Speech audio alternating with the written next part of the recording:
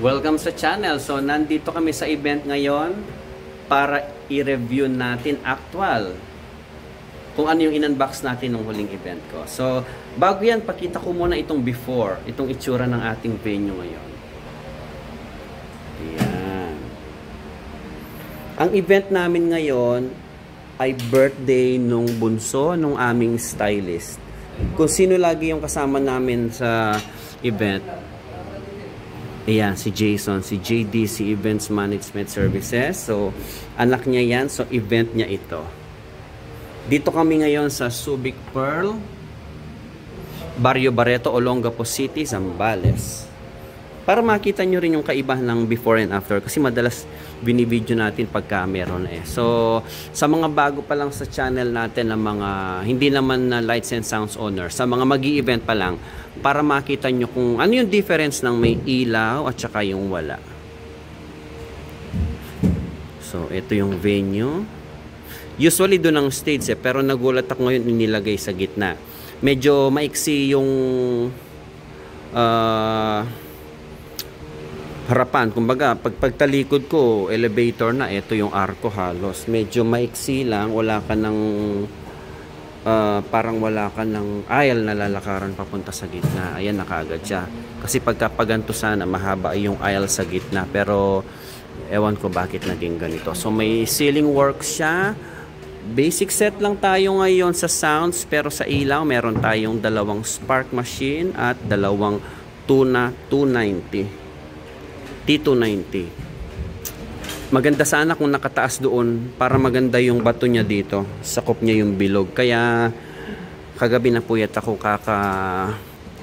tingin sa internet ng importer ng product mula China papunta dito sa Pilipinas. Kasi mas mura ang trusses kung bibilhin pala sa Alibaba direct sa China. Sobrang mura. Halos 40% lang nung price niya dito. Kaya pinag-aaralan ko kung paanong o kung kaninong company ako pwedeng magtiwala. Pwede kayong mag-comment or i-chat nyo naman ako dun sa mga kaibigan natin na sanay ng mag-import ng product mula sa China para makabili na ako ng trusses. Kasi mahal dito, isipin mo, yung isang 2 meters or 1.5 meters na trusses na pwede nating ilagay dyan patungan ng beam para nakayuko siyang ganon.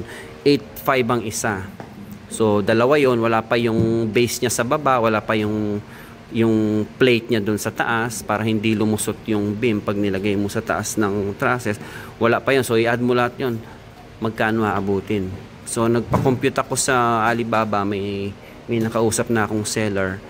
4 na piraso, dalawang 2 meters, dalawang 1 meter dito sa baba. All aluminum yun. May 4 na aluminum base sila na 600 by 600 mm. Tapos merong 4 na 300 by 300 mm na aluminum plate din dun sa taas. Magandang tignan bago mga modelo. So, umabot lang siya ng mga 45,000. So, kailangan ko na lang yung freight forward company na lang. Kung kanino ko pwedeng ipagkatiwala. Kasi, first time kong gagawin yun. So, bigyan niyo ako ng idea. Actually, may subscriber na tayong nagbigay ng idea sa akin sa ganyan. Pero, siyempre, mas maganda yung higit pa sa isa na mapagkukuhanan natin ng idea pagdating sa ganyan. Kahit paano mahirap din ma-scam.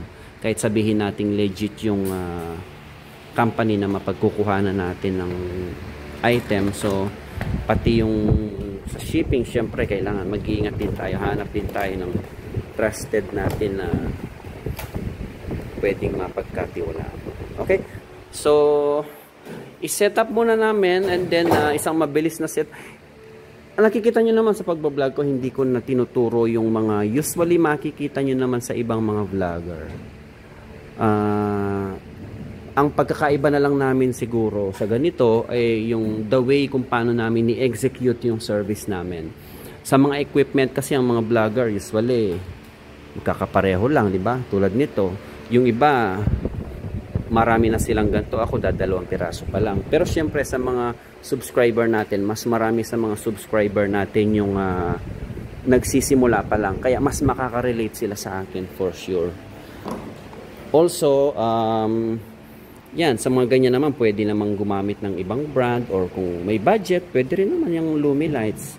Sa speaker, ganun din naman. Magkakaiba naman tayo ng brand. Kanya-kanyang preference, kanya-kanyang budget sa pagbili ng equipment. Ito yung aming Spark machine.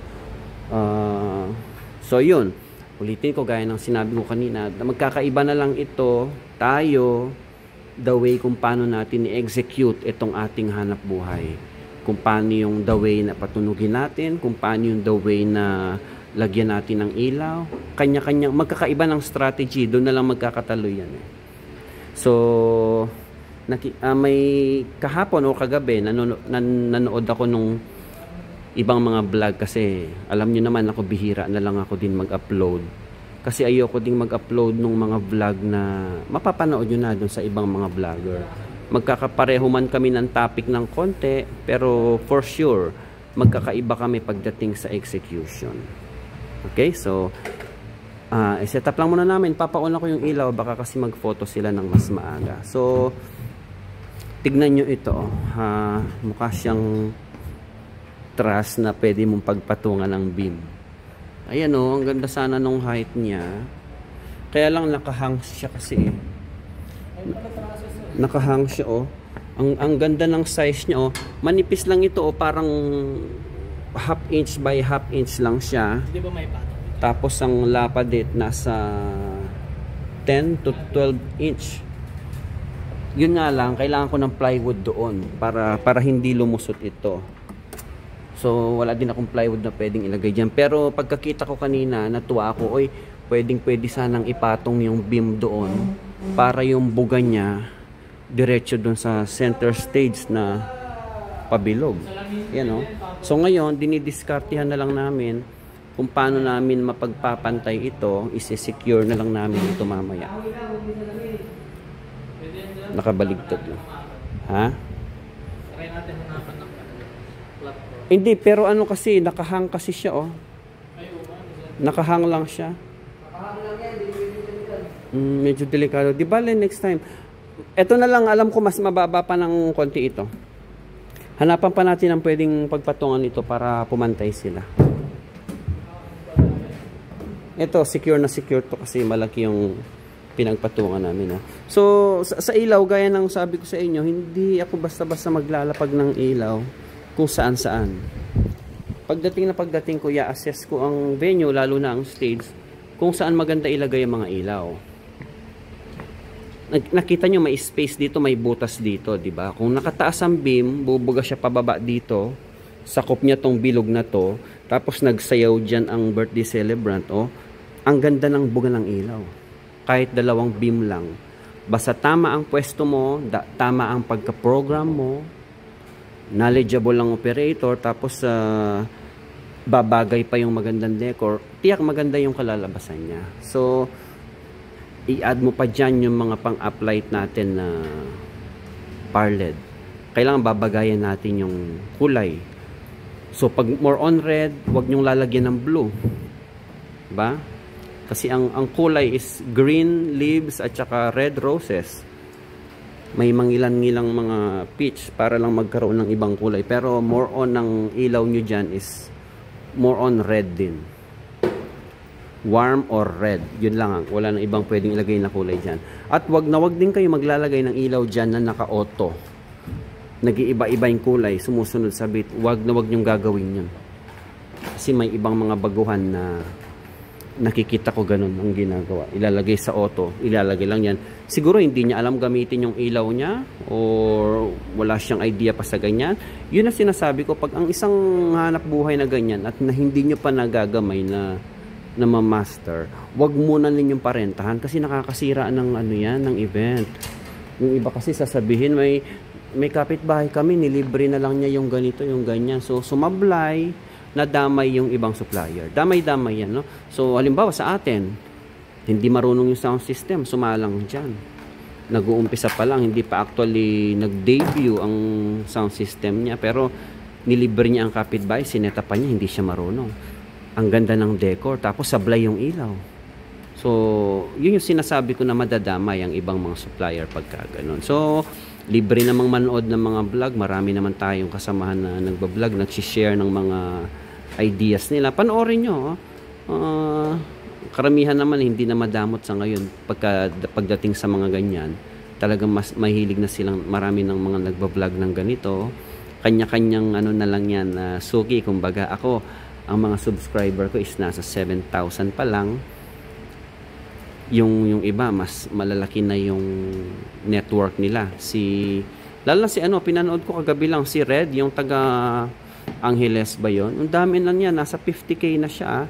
Nung pandemic, nakita ko yung channel niya, nasa pa lang, mga 15k subscriber pa lang. O baka naman, dagdagan na natin yung 7,000 subscriber natin para naman pag kumikita na ulit yung channel natin, makapag-giveaway tayo. Ganun lang naman yun. Hindi naman natin susuluhin yung kikitain ng YouTube natin pagka ganyan. Lalo pat may mga nag-sponsor na rin sa atin. May mga parating din tayong ibang mic. May nag-chat sa akin at papadalahan ulit tayo ng mic para ma-review. Pero sa ngayon, ang highlight ng ating vlog ngayong araw ay para i-review itong ating RBR microphone na ipinadala sa atin ni Sir Louie from Lumos. Siya din yung supplier natin ng tuna at ng iba pa. Marami siyang mga iba pang mga product. So, pinadala niya sa akin ito, RBR BM680 na wireless mic. Maganda ang feedback nito sa ibang mga nakabili na. So, tetestingin natin ito. Gaya ng ibang mga nag-vlog nito, bababa si Alvin dyan sa elevator. Nasa 4th floor ba tayo? Nasa 4th floor tayo. Tapos, kalsada na yan. So, medyo lalayo siyang konting ganon. Tignan natin kung gaano katindi ang sagap niya. Okay, so sige, i-set up muna namin ito. Tutulong muna ako sa kanila mag-set up para mabilis matapos, and then i-sound check natin mamaya ito. Okay, 95% done na kami. Okay na kami sa audio. Programming na lang ng ating BIM. Try natin yung spark natin.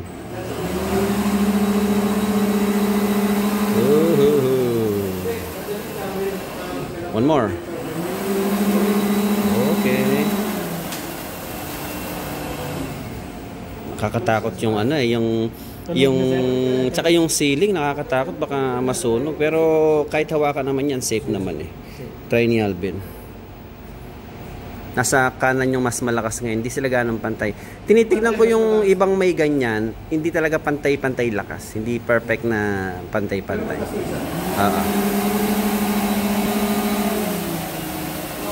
So, cold spark talaga siya. Okay? Parang nagugas lang siya ng kamay. Mabuhangin dyan sa paligid kasi yung pulbura na nasunog, bumabagsak pababa. So, para siyang black sand. Okay? So, 290 ang gamit natin at saka bright light na Mini Pearl 512. So, testing natin. I-tono muna namin at mag-ring out lang kami ng feedback muna. So, flat muna ako. Ang EQ ko ay medyo binabaan ko yung high kasi medyo mataas siya pagdating sa high. Kaya medyo nakababa ako dito. Pagdating dun sa sound check. Sound check. Hey, test. 2 feet. 2 feet lang ang layo niya doon sa 2 feet lang ang layo niya sa speaker. Ayun. 6K.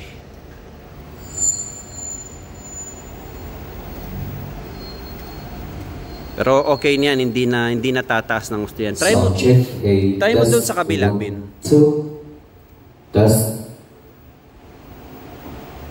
Testing. Wala pa kaming frontal kaya medyo madilim pa. Hello. Test. Hey.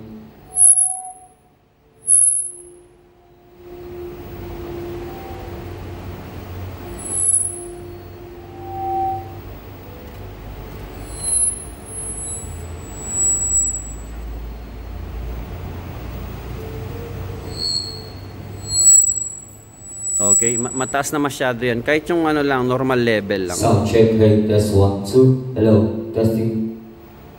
Test, hey, sound check. Okay. My test. So, ito lang yung binawasan ko.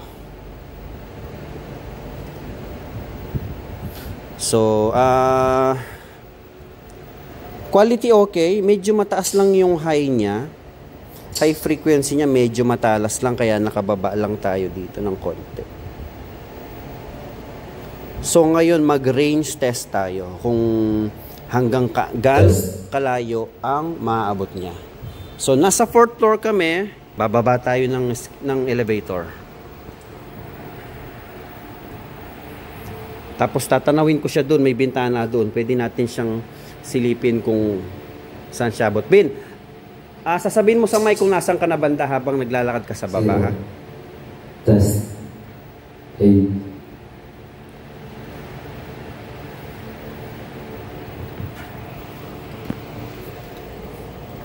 Hey, sound check. 1, 2. Test. Third floor. Nandito na tayo. Nasa 3rd floor na daw siya. Second floor. 2nd floor, nasa elevator siya. So, nasa ground floor na daw siya. Testing 1, 2. Sound check. Hey, test. Hey, sound check. Hindi kami nag-scan pa. Default na frequency lang ang gamit namin. Kung anong frequency yung nakalagay, hindi pa kami nagbago. So, may tendency pa rin yan na kung mag-ingay siya ng konti, mag-adjust tayo ng konti sa frequency. Ayun na siya. Sound check. Testing 1, 2. Nandito na ako sa ground floor, no? Abot ako rito. Sagasaan ka. Sound check, sound check. Good, good. That's fine. So, nagche-check yung ating host magician natin yan. Punta ka ng punta ka 164. Try natin kung makakatawid tayo rito. Punta ka na longga po. Sound check, testing 1, 2, hello. Hindi ko sure kung nadidinig sa video Yun, itong maganda ang frequency nito. Sound check. Layo na sir. Punta tayo ng kabilang ground. Dito na. Punta ka ng Lourdes. Doon sa Lourdes. Testing 1, 2, test, hello. Sakay ka na, may pamasahe ba siya? Sakay ka na ng jeep. Maganda ito. Test. Hey, sound check. 50. Ayun na siya. So, kahit isa hindi wala pang bitaw. Masiguro ka. Ano? Ayaw, ano? Grabe layo na sir. Maliit pa yan. Ayan, medyo nag-drop siya ng isang beses. Wala na. Pero ano na yan, over test na yan kasi hindi nalalayo. Ayan. So parang yan yung pinakamalayo, ha. Okay. Siguro pag nagpalit tayo ng mas magandang frequency, lalayo pa yan. Pero sobra na yan, hindi naabot ng ganyang kalayo ang host. Check, sound check, sound check. Yan, sound check. Yan. Test. Yan, buo siya sa ganyang kalayo. Test, test. Hello, sound check.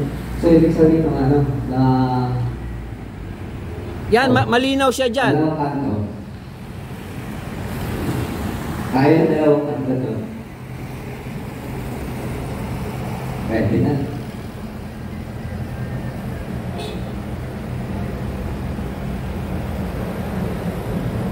Kaya. Yun. Awalot pa na eh. Pwede na to. Yan, no, sa ganyang kalayo, talagang malinaw siya.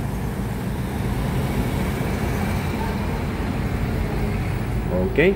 So, yun ang ating range test. Sa susunod na mga event natin, itatry pa rin natin kung gaano kalayo hanggang saan kalayo pa ang kaya niyang sound check. Okay to.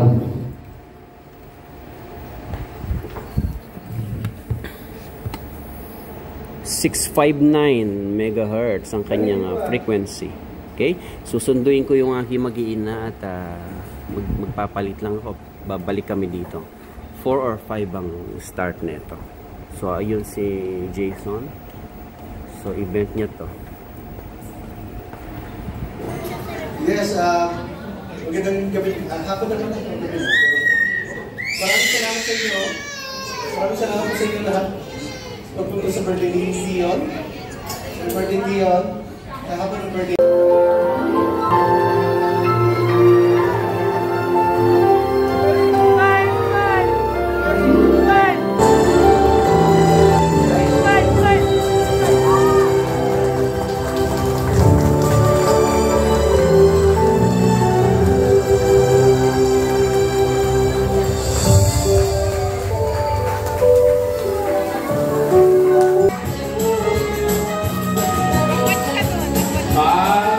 Kids! Like I told you, Wonic's favorite magic is making things disappear.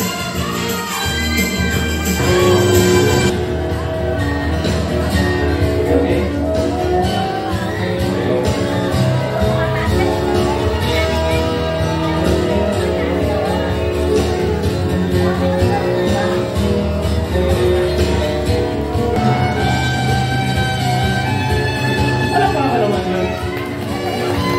Dion, you put your hands up. There you go.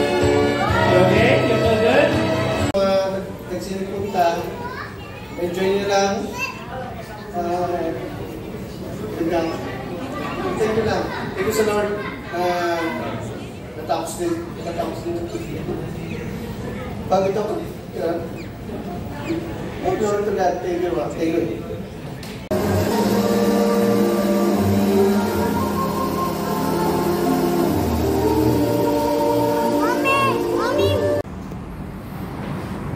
Hinatid ko lang yung mag-iina ko tapos na kaagad. O, yan o, nagkakarga na sila. Kasi kasama ko yung mag-iina ko kanina. O, natanggal yung tenga nung isang vaccine. Ibalik nyo. Hindi ko na na-testing ulit. Dahil, unang-una, yung isang host kanina, medyo mahirap timplay ng ang boses niya, kaya hindi ko na pinocus yung ano sa kanya na habang ginagamit niya yung mic, ma-test natin yung quality. Medyo pag yung host kanina talagang hindi namin natitimpla ng gusto talaga yung boses niya. Yung isang host naman na magician din, meron naman siyang sariling lapel na Shure Edwarn, sa akin din galing yon. So